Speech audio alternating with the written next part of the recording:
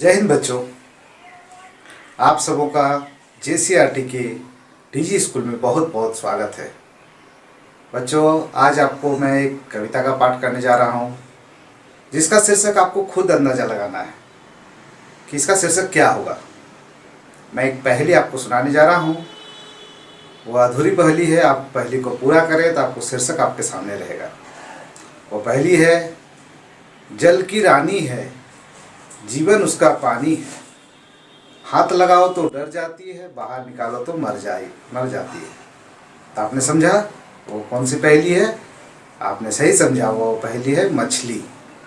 तो आज आपके वर्ग तृतीय की हिंदी पाठ्य पुस्तक में तीसरी चैप्टर है, जो ओ मेरी मछली कविता है, उसे मैं आपके सामने वाचन कर रहा हूँ। आप उसे ध्यानपूर्वक सुने और अंत में प्रश्नोत्तर को देखें। प्रश्नोत्तर को कॉपी में उतारने के लिए वीडियो को पॉज कीजिएगा और सभी प्रश्नों को एक एक करके लिख लीजिएगा। आप अपने अभिभावक की मदद से इसे अवश्य लिख सकते हैं। तो चलें आज के इस कविता पाठ पर। तो बच्चों, कविता इस प्रकार की है। ओ मेरी मछली, गिरा रुपया गहरे पानी, ओ मेरी मछली ढूंढ जरा,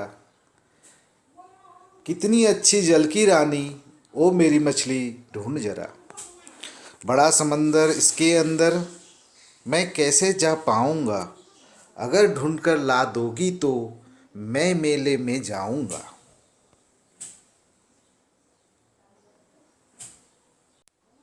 अगला पंक्ति है, तू आती जाती रहती है, ये सारा घर तेरा है, यहाँ वहाँ कुछ देख जरा तू, कहाँ रुपया मेरा है, अगर नहीं तू मानोगी तो फिर मैं जाल बनाऊंगा, जुम्मन चाचा जैसा झटपट पकड़ तुझे ले जाऊंगा। तो बच्चों, इस कविता में लड़का उस मछली से कहता है कि मेरा रुपया जो है पानी में गिर पड़ा है, पानी बहुत गहरा है, इसलिए मैं अंदर नहीं जा पाऊंगा, इसलिए मछली तू उसे ढूंढ दे। तू कितनी अच्छी है, जल की रानी है, और तू ही मेरे पैसे को ढूंढ सकती है। बड़ा समंदर इसके अंदर, मैं कैसे जा पाऊंगा, क्योंकि समंदर जो है बहुत बड़ा है, मैं इसके अंदर नहीं जा पाऊंगा, अगर ढूंढ ला दोगी तो मेले में मैं जाऊंगा, अगर तुम मेरा पैसा ढूंढ के ला दोगी तो मैं मेले में जाऊंगा। तू आती जाती रहती है, क्योंकि पानी में तो मछली का आना जाना है, इसलिए तू आती जाती रहती है, ये सारा घर तेरा है। जैसे हम लोग जिस एरिया में रहते हैं, जिस क्षेत्र में रहते हैं, उसका पूरा परिचय होता है, तो उसी तरह बालक मछली से कह रहा है कि तुम इस क्षेत्र में पूरा घूमती रहती हो, ये सारा घर तेरा है, तुम मेरे पैसे को ढूंढ सकते हो, यहाँ वहाँ कुछ देख जरा तू, तुम इधर उधर देख के बताओ कि कहाँ रुपया मेरा गिरा हुआ है, और उस रुपये को ढूंढ के लाओ, अगर नहीं तू मानोगी तो। अब बालक उसे थोड़ा सा धमकी देने के लिहाज से कहता है कि अगर तुम नहीं मानोगी तो मैं फिर जाल बनाऊंगा, और जाल बना के क्या करूंगा, जुम्मन चाचा जैसा झटपट पकड़ तुझे ले जाऊंगा, और अगर तुम नहीं मानोगी तो फिर हम जाल बनाएंगे और फिर जाल फेंक कर तुम्हें पकड़ करके ले जाएंगे। तो इस तरह की कविता था। कविता आप लोगों को समझ में आ गया होगा। अब आगे हम लोग प्रश्नोत्तर की ओर बढ़ते हैं। अगला भाग है बातचीत कीजिए। जिन्हें आप चाचा का घर पुकारते हैं उनके नाम बताइए। तो आप बहुत से बच्चे अपने अगल बगल में अपने चाचा हो, दूसरे को चाचा का घर पुकारते हैं, तो उसमें बहुत सारे नाम होते हैं, अजय चाचा, रोहन चाचा, नीलेश चाचा, हरिया चाचा। तो आप लोग अपने अलग अलग नाम से पुकार सकते हैं। यदि आप ख नंबर प्रश्न है, यदि आप रुपये लेकर मेले में जाएंगे तो क्या क्या करेंगे?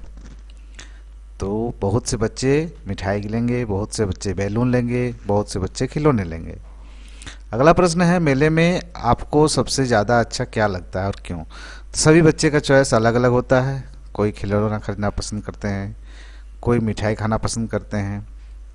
अगला प्रश्न है, पानी में गिरा रुपया यदि लड़के को न मिले तो क्या होगा? तो लड़के ने कहा है कि अगर पैसा न मिले तो उस मछली को जाल में पकड़ के ले जाएगा। इन्हें आप अपनी भाषा में क्या कहते हैं, लिखिए।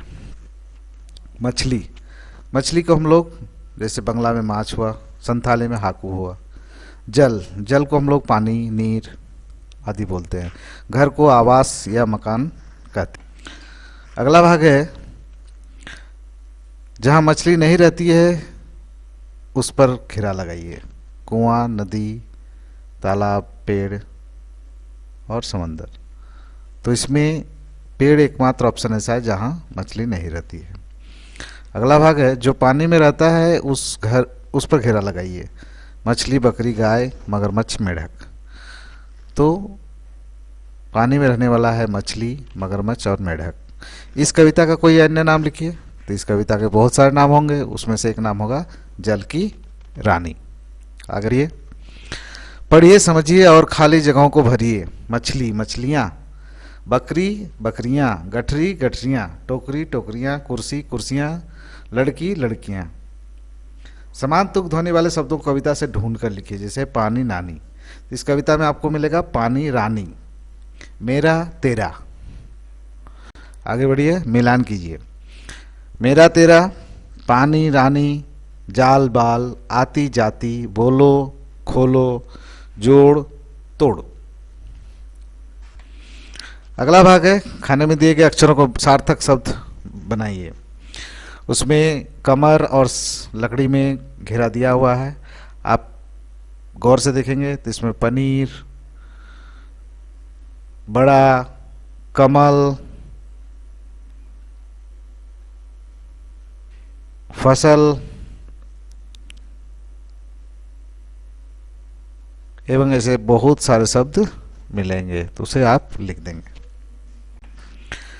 जाल, नेट जैसी चीज़ों का उपयोग किन किन कामों में होता है, लिखिए। जाल, नेट का उपयोग जैसे कोई वॉलीबॉल खेलने में लेते हैं, टेनिस खेलने में लगाते हैं, और घर या खेत बगीचे में बाड़ लगाने के लिए नेट का प्रयोग किया जाता है।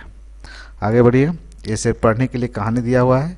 कराकिला गांव में एक बहुत पुराना तालाब था। तालाब में पानी भरा था, उसमें बहुत मछलियां थी। गांव में यही एक तालाब था, इसलिए गांव के सभी लोग वहां नहाते थे। गाय बैल को भी नहलाते थे और कचरा भी वहीं फेंक देते थे।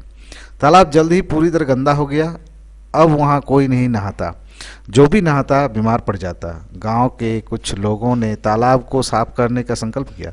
उसी मेहनत से कुछ ही दिनों में तालाब पूरा साफ हो गया। तालाब को कभी गंदा न करने का नियम बनाया गया।